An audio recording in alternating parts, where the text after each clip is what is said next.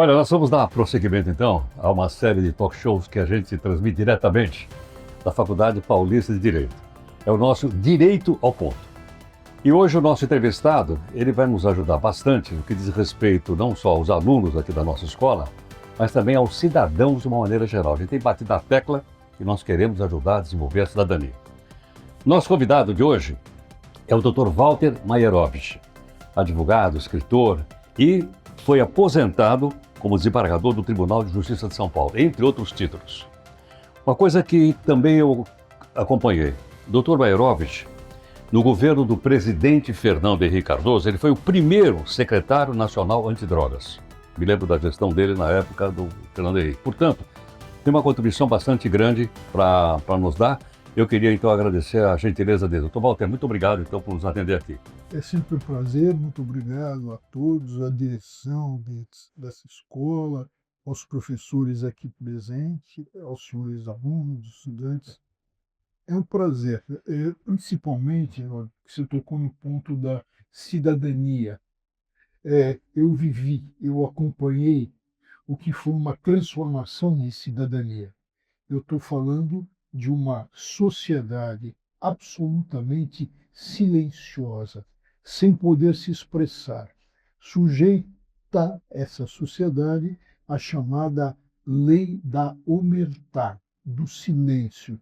Eu estou falando de uma sociedade onde o Estado delinquencial, a máfia, dominava o Estado legal e impunha o silêncio a aqueles que já haviam perdido a cidadania.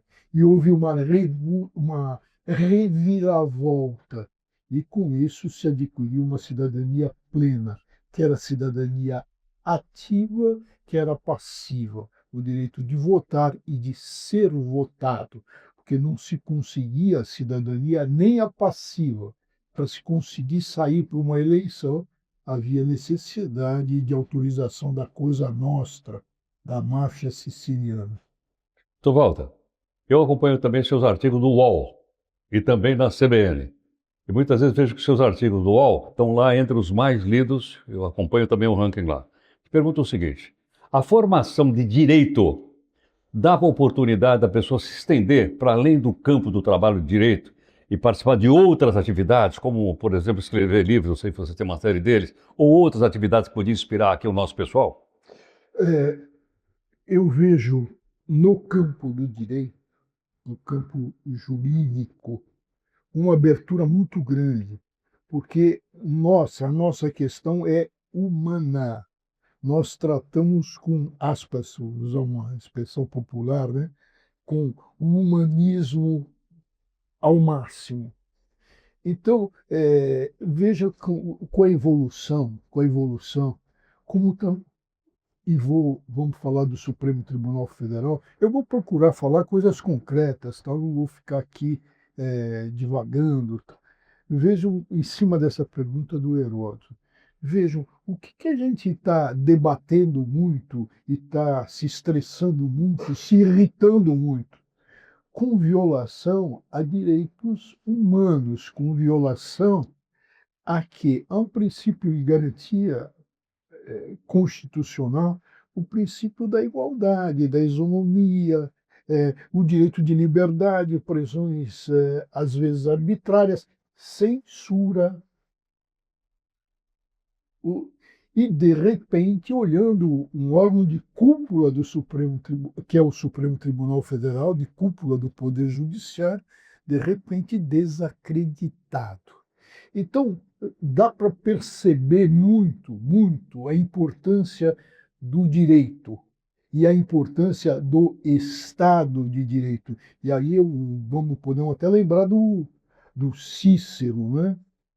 Jurista, filósofo, político, viveu antes de Cristo, o professor Heródoto é capaz de saber aí a data correta. Melhor é falar antes de Cristo para não errar. Né? Viveu antes de Cristo e falava. Veja, não vou pegar o pé da letra, mas o sentido. Devemos ser escravos da lei, para quê? Para sermos livres. Então é o Estado de Direito, é o Estado das leis, é a importância. Ontem se discutiu muito lá no UOL, uma fala daquele Luciano Huck, é, sobre o quê? Sobre uma ação social, o Bolsa Família. Então, veja, eu sou do campo do direito, as pessoas lá, vamos falar sobre isso e tal. Sim, eu tenho condições de falar, porque eu sei que é uma ação social, eu sei quais os limites legais, o que é abuso de poder, o que é abuso de autoridade, sabia como todos nós aqui sabemos. Então, o campo do direito é um campo muito amplo. O nosso diretor acabou de falar de um problema internacional do Irã, tá? Os senhores sabem da guerra que tem curso. E o direito internacional, a importância disso, o que é uma legítima defesa antecipada, que é sempre o mote do primeiro-ministro de Israel e do Trump também. Como é que a gente vai poder dar respostas com consistência, com lastro, sabendo o direito? E é tão simples o direito internacional de a gente qualificar. Vamos dar um passo atrás, pensando, e eu falo isso com tranquilidade, sou filho de judeu, mas falo isso com tranquilidade. Por quê? Porque eu sou formado em direito. É, é, e o que eu vi ali com relação a, ao problema de Gaza, ao bombardeio? Tinha uma situação inicial de legítima defesa, tinha que acabou pelo excesso, pela violação de direitos humanos. Quem tem visão do direito, quem estuda o direito, sabe perceber esse limite da legítima defesa, até o momento que a reação é legítima e quando perde totalmente a legitimidade pelo excesso, aí cai a legítima defesa. Então, tudo isso é importantíssimo nos dias atuais, com o avanço tecnológico. O mundo do direito é muito importante, até voltando ao Cícero, que a gente tem que viver no Estado de Direito, e a gente pode, veja, o tempo inteiro a gente conversa sobre direito. Então, por que ele diz para sermos livres? E o que a gente já pensa aí? Em golpe de Estado. Passamos por uma tentativa. Violação ao Estado Democrático de Direito, passamos a processo, e aí as penas foram justas? O tempo inteiro se fala do direito, o tempo inteiro. E isso, para aqueles. Basta começar a estudar para se apaixonar, né? Para se apaixonar e para a gente mergulhar nas coisas, mergulhar. Veja como incomoda para quem estuda o direito, para quem estuda, para quem se preocupa com o direito social. O direito é amplo, né? Como fica chata uma conversa de quem não tem o mínimo conhecimento, de quem não acompanha nada. Uma conversa chata. Se a gente falar de futebol, nós vamos falar o quê? Olha, ontem a justiça não concedeu a liminar ao ex-presidente do Corinthians, que estava sendo num processo administrativo interno de expulsão, e quis adiar a votação do julgamento. E foi a justiça, e a justiça disse não.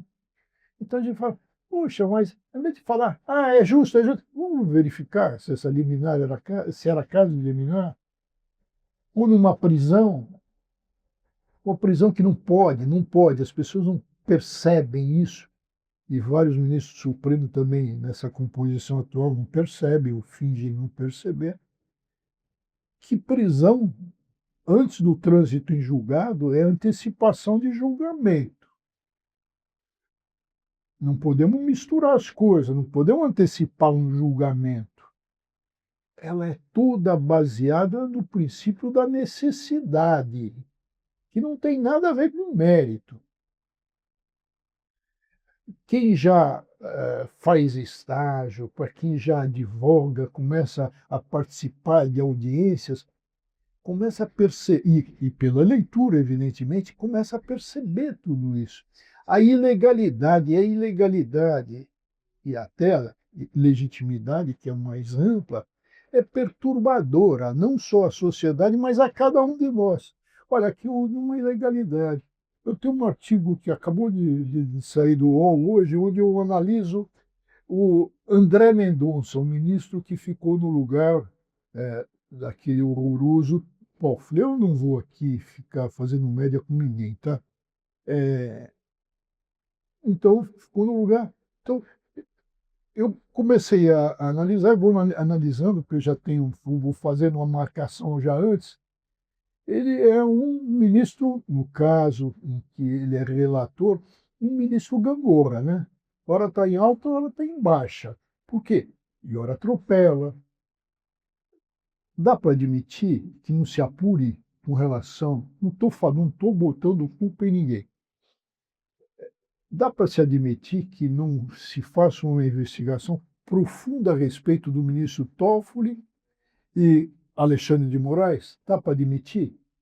É, dá para admitir que falar, olha, está tudo focado agora no perito que vaza, o perito que teria vazado, é suspeita de vazar o contrato milionário do da esposa do Alexandre de Moraes com o Master.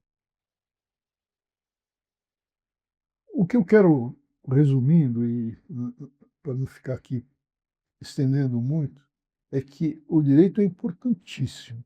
A gente está o tempo inteiro discutindo. Está aí, eu acabei de dar alguns exemplos. E que a gente cria na gente o quê? Uma, uma ira santa, para usar uma expressão conhecida. Cria uma ira santa, porque, olha, por que os tratamentos desiguais? Acabei de falar, no perito, por que o Supremo se blinda tanto? É o contrário que no mundo do direito se exige, é a transparência. Por quê? Porque, veja, vamos pegar a democracia, vamos pegar Demos Kratos, tá? É o poder do povo, é o poder do povo. Nós temos o quê? Representantes, aspas, procuradores. Eles são nossos procuradores, mas cada vez mais afastados. E nós sabemos no mundo de direito como é fácil rescindir uma procuração. E como é que nós não rescindimos a procuração com relação aos nossos representantes? Aí um estudante de direito vai, daquele um outro empolgado que não conhece, vai falar, porque nós não temos o recall, o Instituto do Recall. Tem as soluções jurídicas, então esse mundo do direito é encantador. E vejam, então se sai de uma área, eu saí há muito tempo, me aposentei, tinha outra atividade, de repente tinha alguém, um sujeito que por acaso está aqui presente, é corintiano, que começou a me chamar para eu fazer aí alguns comentários, tal. De repente me convidaram para ser comentarista. Então, uma das entradas que eu tinha com o Heródoto, eu virei. E eu vou comentar o quê? Justiça e Cidadania. A sucessora do Heródoto, é, e que acabou, queria que eu fizesse um quadro. Eu posso fazer um quadro de Justiça e Cidadania. Mas tem coisa para a gente falar. Você quer uma vez por mês, uma vez por ano? Dá para falar todo dia, hein? Mas não dá para eu todo dia, mas então é o todo dia. Então essa vida nossa, nossa, no direito é encantadora, Eduardo. Doutor Walter, você falou do Supremo Tribunal Federal e falou da credibilidade que não está tão, vamos dizer, tão firme. Para recuperar isso, há necessidade, na sua opinião, de um código de ética ou de um código de conduta, como propõe aqui a Ordem dos Advogados do Brasil? Existe uma lei orgânica da magistratura nacional, com direitos e deveres a todos, hein? Atenção a todos os magistrados, a todos. mais clara, a incluir ministros do Supremo Tribunal Federal. Nessa lei orgânica existem sanções para aquele que descumpre com os seus deveres legais, funcionais, constitucionais. Já existe isso? Sim, já existe. Os Supremos Ministros obedeceram? Viajaram em jatinhos, foram assistir jogo de Champions League, e são um monte de barbaridades, até contrato de advocacia, juiz, atenção, no caso o ministro do Supremo, despachando e deferindo levantamento bilionário de dinheiro em papel timbrado onde aparece o nome da mulher dele como a associada no escritório. Então, existe a lei orgânica, mas sanções. Agora, os franceses têm uma expressão muito feliz, os administrativistas franceses conhecem muito bem, e nós os brasileiros também. Qui garde le gardien? Quem fiscaliza o fiscal? Quem guarda, quem fiscaliza o guardião? Vamos passar isso para o Supremo Tribunal Federal? O Supremo Tribunal Federal, em decisão do seu plenário, entendeu que o Conselho Nacional de Justiça, se a gente olhar na Constituição do Poder Judiciário, a gente vai ver o Supremo Tribunal Federal na cúpula e o Conselho Nacional de Justiça abaixo. Então, o ministro Celso de Mello, que é um excelente jurista, um homem seríssimo, eu conheci na carreira, ele era promotor, eu juiz, ou melhor, eu conheci na faculdade, porque somos mais ou menos da mesma época, somos contemporâneos. O que ele entendeu? Que topograficamente, a interpretação dele focou na topografia constitucional. O Supremo está em cima? Tá. Abaixo está o Conselho Nacional? Tá. Então, está estabelecida a hierarquia, o Conselho Nacional de Justiça não pode processar e sancionar ministros do Supremo. E eu pergunto, quem pode? O Senado. Mas, veja, nós estamos num campo do Senado limitado ao impeachment. Veja, internamente, dentro do Poder Judiciário, nosso diretor sabe como é que ele atua internamente, como é que é a disciplina interna e quais as sanções. Internamente, qui garde le gardien? Quem fiscaliza o Supremo se o Conselho Nacional de Justiça está abaixo? Ninguém. O Heródoto coloca o Senado pelo impeachment. Aí nós entramos no sistema de freios e contrapesos, check and balance. Eu diria que está enferrujado. Por que o nosso está enferrujado? Volta àquela questão inicial que você colocou, a importância do direito da observação que a gente tem que ter. Qual é esse sistema? Nós lemos pelos jornais uma coisa horrorosa. Ou seja, o indicado ao Supremo Tribunal Federal, vou usar o linguajar do jornalista. Está aqui um grande jornalista que pode me corrigir. Beijar a mão. Então o indicado vai beijar a mão. Beijar a mão de quê? De quem? Dos senadores que vão votar sobre aprovar ou não a sua indicação. Mas ele não vai lá todo descoberto, não. Não. Ele vai lá como um potencial. Se ele for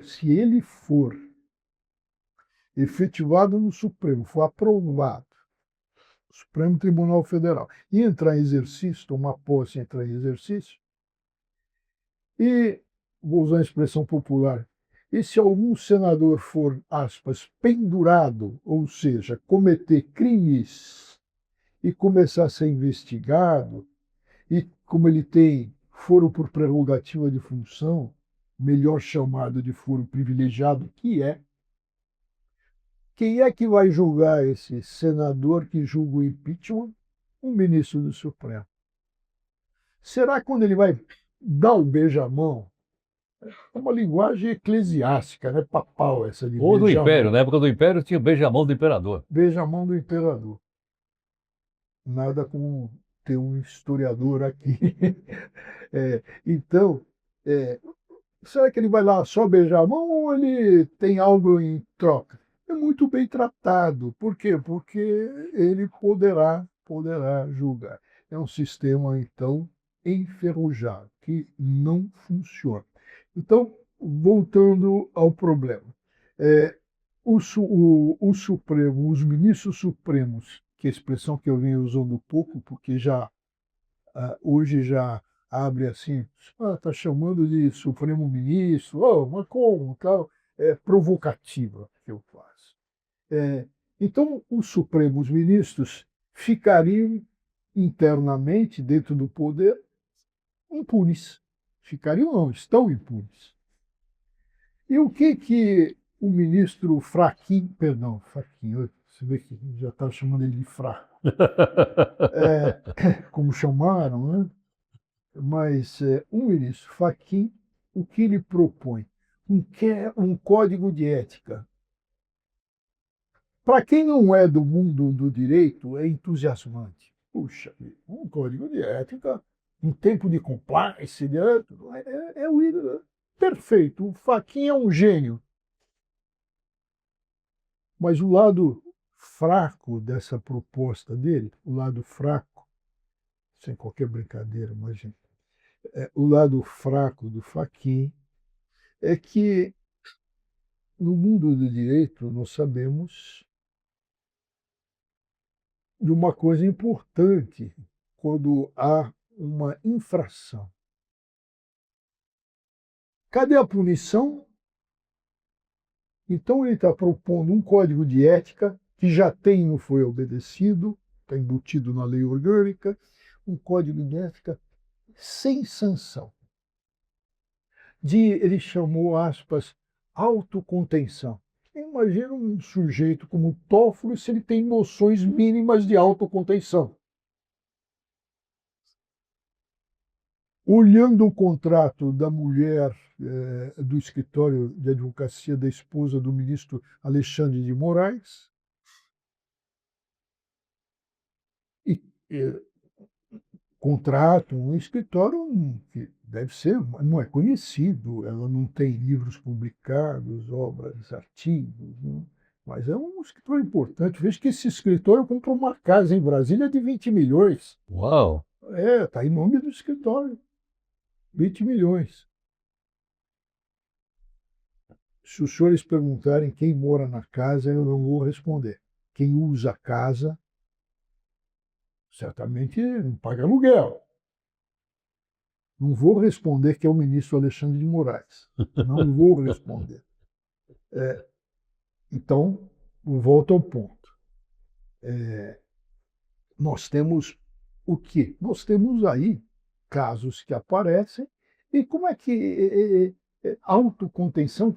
Será que o Alexandre de Moraes não iria perceber que o Vorcaro não estava interessado no escritório da mulher, mas estava interessado no marido? E veja, os jornais noticiaram, a Folha comprovou ligação do Vorcaro para o Alexandre de Moraes no dia da prisão no aeroporto. E todo mundo fala, não, mas ele disse que não recebeu ligação nenhuma. Mas aí nós, do mundo do direito, falamos, isso, uma maravilha. Por que não se faz apreensão no celular dele? Ou por que ele não entrega o celular? Percebe que não dá para enganar a gente, né? Dá para enganar um monte de. Mas o profissional do direito, operador do direito que nós somos, nós todos, estagiários, bacharéis, todos, não dá para enganar. Volto ao ponto. Percebe que no meu modo de ver, esse código de ética. Isso é usado, pode ser com ótima intenção, já existe, não é cumprido, nós estamos num período de escândalo, não tem sanção. Será que isso aí não é para desviar atenções num momento difícil? A gente fica desconfiado que seja. Walter, um dos seus livros, Máfia, ganhou o prêmio Jabuti, acho que há uns 2 anos. E a gente ouve falar em organizações criminosas e a possibilidade daquelas famosas do Brasil virem a figurar naquele contexto de organizações terroristas. Tem a ver alguma coisa com isso ou não? Há alguma ligação com Omertá? Você lembrou do Omertá? Tem um Sim, romance de Omertá, não tem? tem Que eu de um esqueci do nome. grande jornalista italiano já falecido, Leonardo Sciascia. Eu acho que eu li o romance. E aí? É bom para o Brasil ou não seria bom para o Brasil, para a lei brasileira, para o direito brasileiro, se houvesse essa vinculação do PCC, por exemplo, ao crime organizado?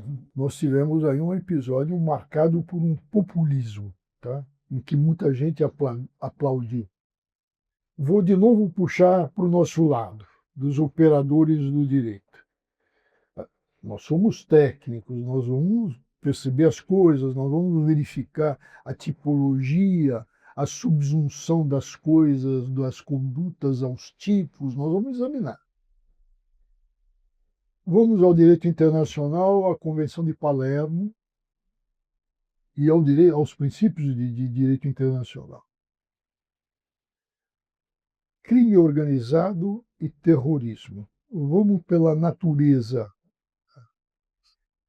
Qual é eu vou chamar de ideologia de um PCC, de uma Cosa Nostra, de uma Drangheta, de uma Yakuza aí não é Yakuza japonesa.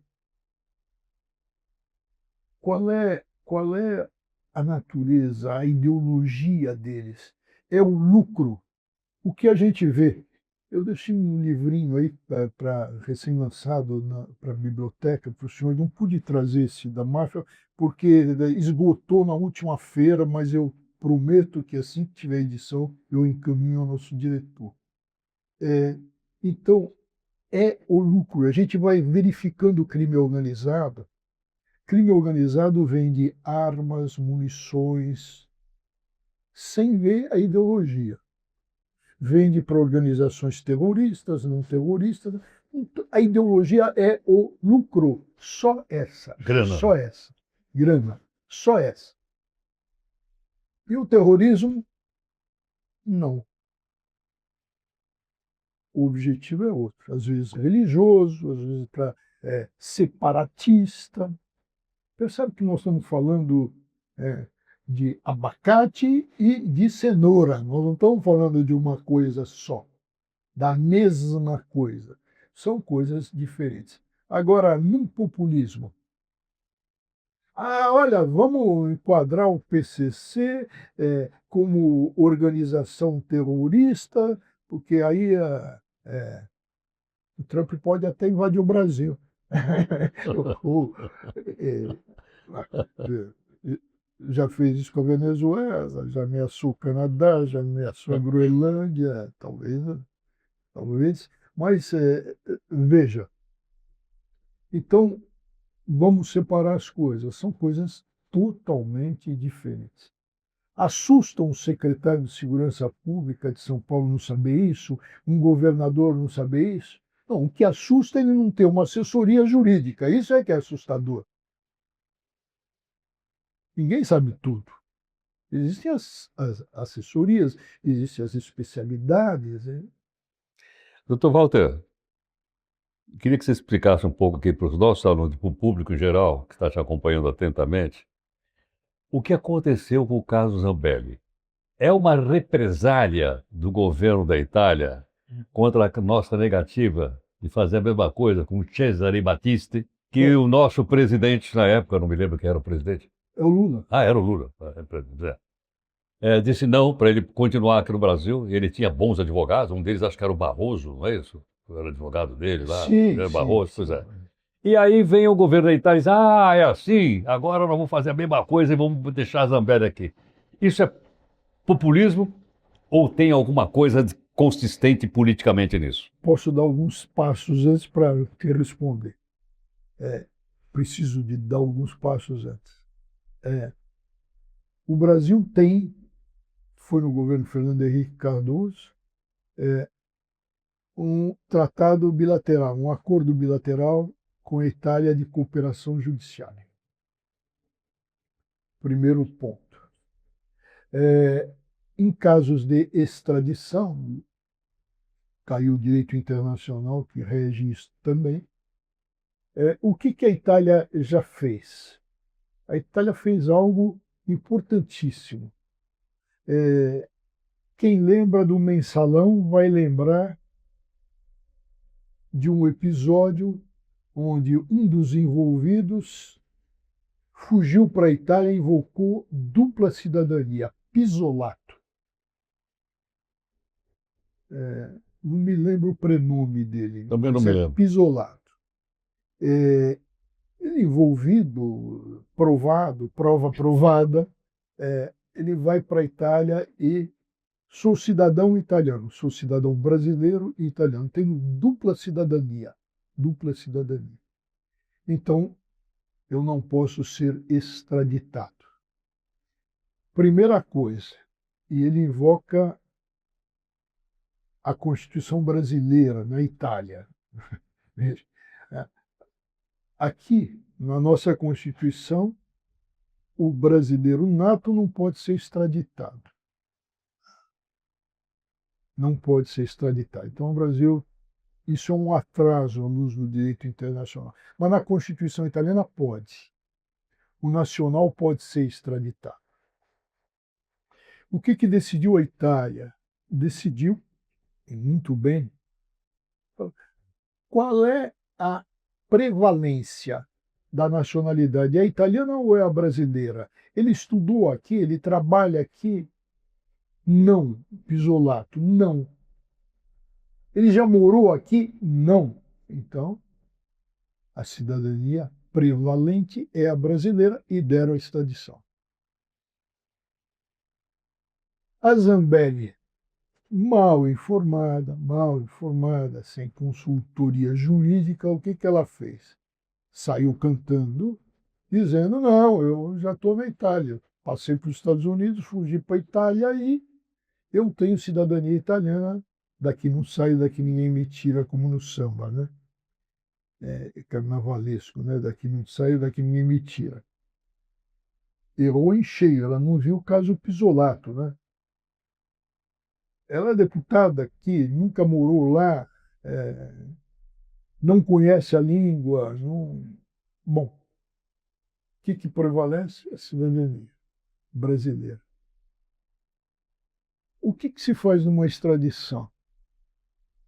Se verificam aspectos de direito internacional.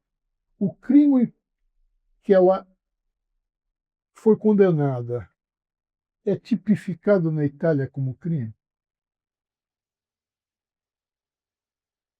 É. O processo foi regular? Foi. Ela teve ampla defesa?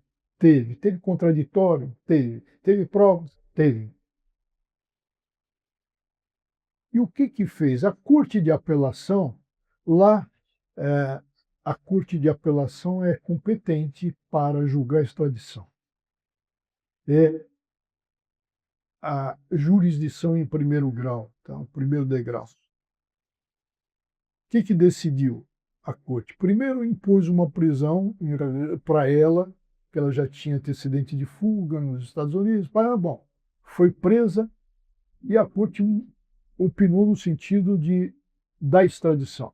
Teve recurso para a Corte de Cassação, que é o equivalente ao nosso Supremo, tirado a parte constitucional, porque a Itália tem um tribunal constitucional, que não faz parte do que aqui a gente chama de poder judiciário. Lá não tem poder judiciário, atenção, atenção. Montesquieu, eles tiraram de lado, deram garantias aos juízes, mas não tem um poder judiciário, tem a justiça com todas as garantias, etc. Bom, o que faz a Corte de Cassação? Não concede extradição no caso que a Zambelli está condenada com trânsito em julgado, com relação àquela inserção de dados em base do Conselho Nacional de Justiça. Não concede. A motivação já saiu? A justificativa já saiu? Ainda não. Então, campo aberto para os chutes, os pontapés, o achismo, tá? Então, eu vou colocar aqui alguns achismos. Eu acho que o ponto básico que vai pegar, e nenhum passarinho me pousou na minha janela para contar, é o seguinte: no âmbito da União Europeia, nós temos a Corte Europeia, que é de muito respeito, a Corte Europeia de Justiça. É a corte que verifica constitucionalidades e etc. Da União Europeia. Por isso que a gente vê, recurso à Corte de Justiça, que o nome dela é Corte de Direitos Humanos. Corte Europeia de Direitos Humanos. Qual é a regra básica que se impõe lá? E que as Nações Unidas recomendam? Ninguém deve ser julgado em único grau. O que acontece com o foro privilegiado? O que aconteceu com a Zambelli? Ela foi julgada em instância única.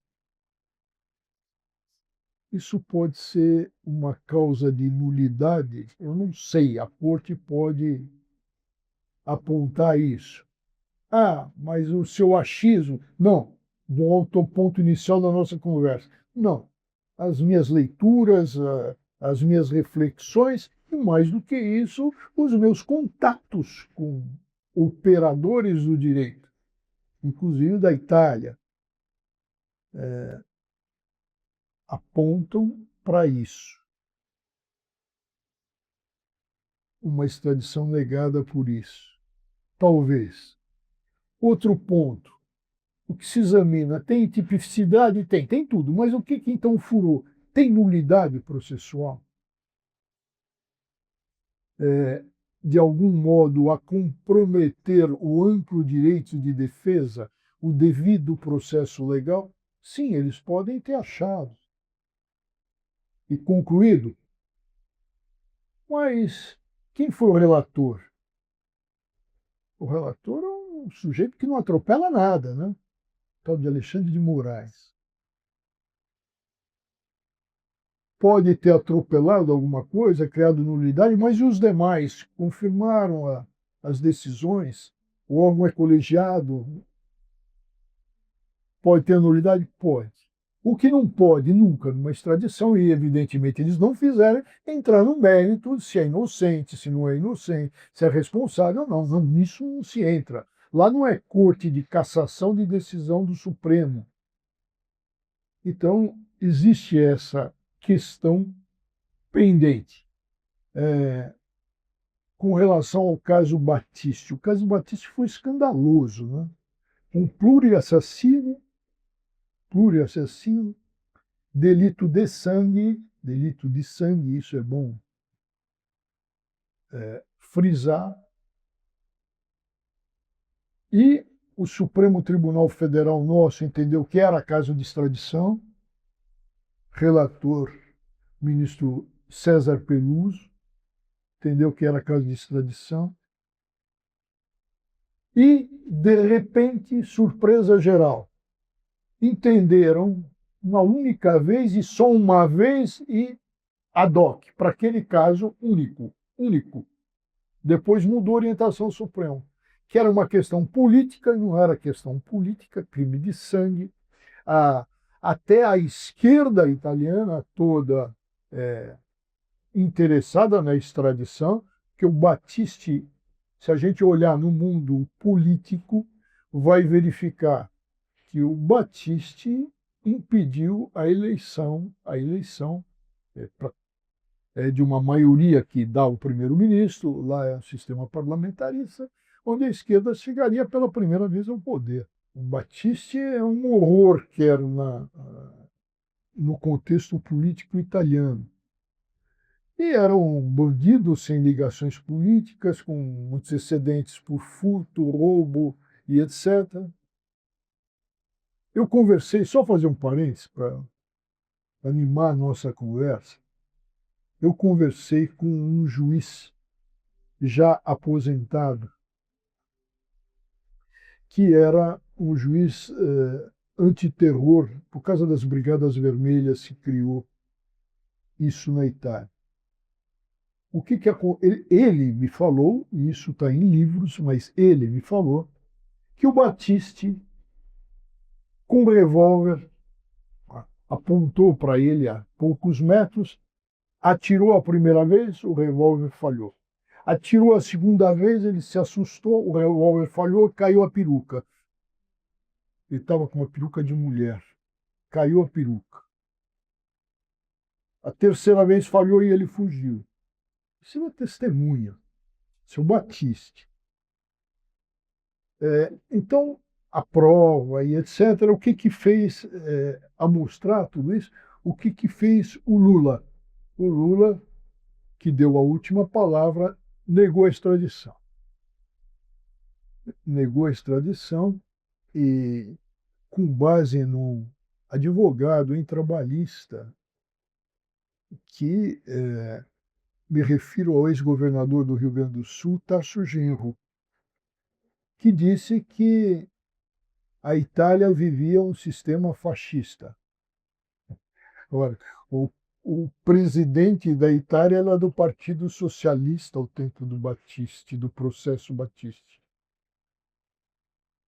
O primeiro-ministro não era da democracia cristã, mas era um liberal também no Partido Socialista. Erro histórico, erro de quem não vai, um advogado que não estuda, que não vai verificar. Bom, em síntese, pode ser retaliação. Eu acho muito difícil para o magistrado formação de magistrado, retalhar. Mas está aí. A lembrar que na Itália a extradição passa por dois momentos. O primeiro momento judicial, não estou falando judiciário, porque lá, como eu disse, não tem poder judiciário, judicial, tá? Corte de Cassação, e a última palavra é de um agente da autoridade do chefe de governo, ou seja, um ministro da Justiça, que é agente da autoridade da primeira-ministra Giorgia Meloni, no caso. Então, tivemos isso. Há um segundo pedido de extradição da Zambelli com relação a que ela saiu em perseguição armado a um desarmado, atenção, a um desarmado, ele era jornalista de oposição à direita radical, que tem na Zambelli uma das lideranças. Sr. Walter, belíssimos casos, muito obrigado, acho que contribuiu bastante então aqui para a gente poder estender o direito à cidadania. Muito obrigado, uma salva de palmas, por favor.